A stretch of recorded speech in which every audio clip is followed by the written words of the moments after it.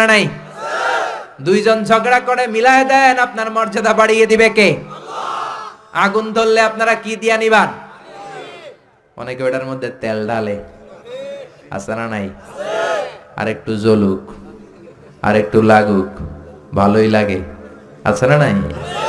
বিশ্বনবী মিলায় দিতেন, লাগায় দিতেন না। আপনি মিলায় দিবেন, আল্লাহ আপনার মর্যাদা বাড়ায় দিবে। আপনার বাবা যদি বলে তোর বিবিরে তালাক দে, বাবারেও বুঝান, বউরেও বুঝান। আরে তালাক তো অনেক পরের কথা। আমরা ইসলামের দেয়া তালাকের সিস্টেম মেনে চললে বাংলাদেশের ডিভোর্স রেট কমে যাবে, কোনো তালাকই হবে না, ঠিক কি না? ইসলাম পঞ্চম স্টেপে তালাক দিতে বলেছে, ফিফথ স্টেপ। ফার্স্ট স্টেপ হচ্ছে ফাইদুহুন্না, ওয়াইফ কথা শুনে না, কক্সবাজার ঘুরতে নিয়ে যাও, কথা শুনবে। সুবহানাল্লাহ পড়েন।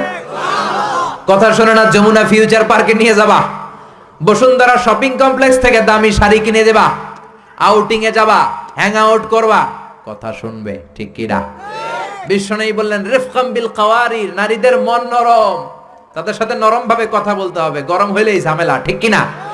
তাহলে কথা না শুনলে প্রথমে আল্লাহ বললেন ফাইদুহুন্না, ওয়াজ করো, বেড়াতে নিয়ে যাও, এইটাতেও কাজ হয় না। 2 নম্বরে বললেন ওয়াহজুরুহুন্না ফিল মাদাজে, বিছনা আলাদা করো, তারে এক রুমে ঘুমাতে দাও, তুমি আর এক রুমে ঘুমাবা। এই বিচ্ছেদে হয়তো তার মনের মধ্যে হেদায়েত চলে আসবে, এইটাতেও কাজ হয় না। 3 নাম্বার স্টেপ ওয়াদ্রিবুহুন্না, শাসন করো। অনেকে ওয়াদ্রিবুহুন্নার ব্যাখ্যা করে পিটাও, না, বিশ্বনবী তার একটা বিবিরও পিটায় নাই, ঠিক কি না? ওয়াদ্রিবুহুন্না মানে শাসন করো, একটু করা হও, যদিও শাব্দিক অর্থ পিটাও, কিন্তু এখানে পিটানোর অর্থ নেওয়া যাবে না। এর ব্যাখ্যা কি হবে? ব্যাখ্যা করতে যে মুফাসসিররা হয়রান হয়ে গিয়েছে। কোন মুফাসসির বলে ছোট্ট কাঠি দিয়া পিটাইবেন, এই কথা হনুস না কেন? 2টা বাচ্চা হয়ে গেছে, এত সুখের সংসার, কত ঘুরলাম, কত সুন্দর সংসার করলাম, এখন সংসারটা ভেঙে গেলে আমার হবে কি? তুই আমার কৈতরি, তুই আমার টুনটুনি, তুই আমার পরাণের পরাণ, এরকম বইলা লাঠি দিয়ে আস্তে আস্তে বাড়ি দিবেন। অনেক মুফাসসির বলেছে না, মেসওয়াক দিয়ে বাড়ি দিবেন। অনেক মুফাসসির কয় না, কোল বালিশ দিয়ে পিটাইবেন, যাতে হাত পা না ভাঙে, ঠিক কি না? তাহলে ওয়াজ করলেন শোনে না, বিছানা আলাদা করলেন শোনে না, তারপরে তাদেরকে একটু কড়া হন, শাসন করেন, তা তো শোনে না।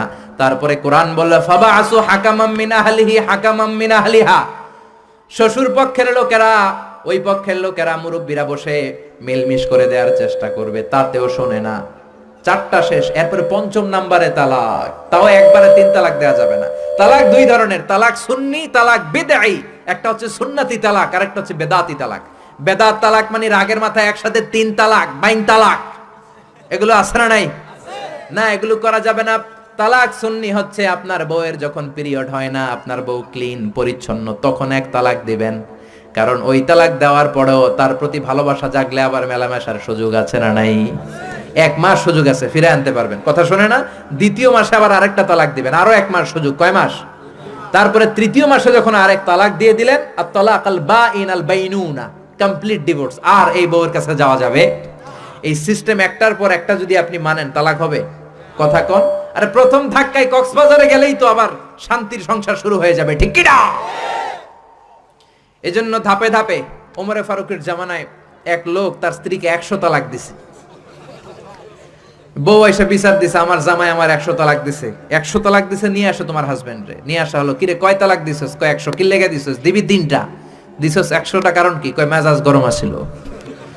ওমরে ফারুক বলে দাঁড়া, বিচার করে দিচ্ছে, 3 তালাকে তোর বউ তালাক, বাকি 97 তালাক তোর পিঠের উপরে পড়বে। এরকম নিয়ম যদি বাংলাদেশে থাকে, উল্টা পাল্টা তালাক হবে? জোরে বলেন। এজন্য আপনার বাবা, ও বাবা, ইসমাইলের বাবা ইব্রাহিমও, সাইয়েদনা ইব্রাহিম বললেন তালাক দাও, ইসমাইল তালাক দিয়ে দিলেন। ঘটনা মনে আছে তো, না ভুলে গেছেন?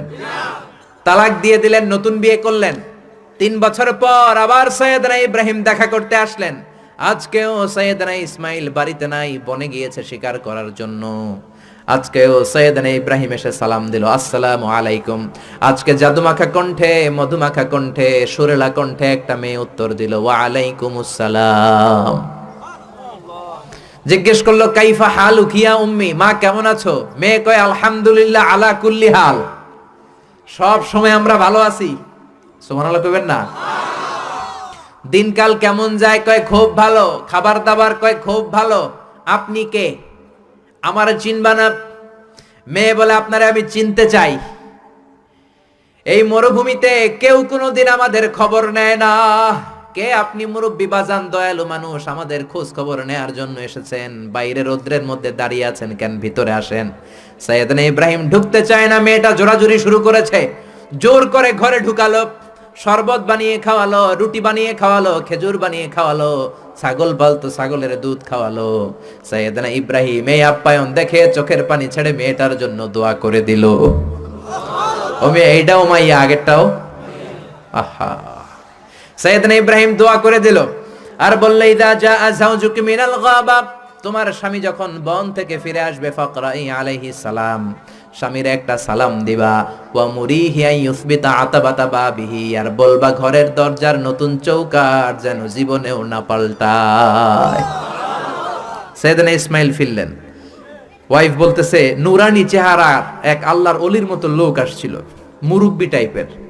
মুরব্বি টাইপের এইটা শুনে তো সাইয়েদনা ইসমাইল ভড়কে গিয়েছে, লাভ দিয়ে উঠছে। কি মুরব্বি? কারণ আগের একটা তিক্ত অভিজ্ঞতা আছে না নাই?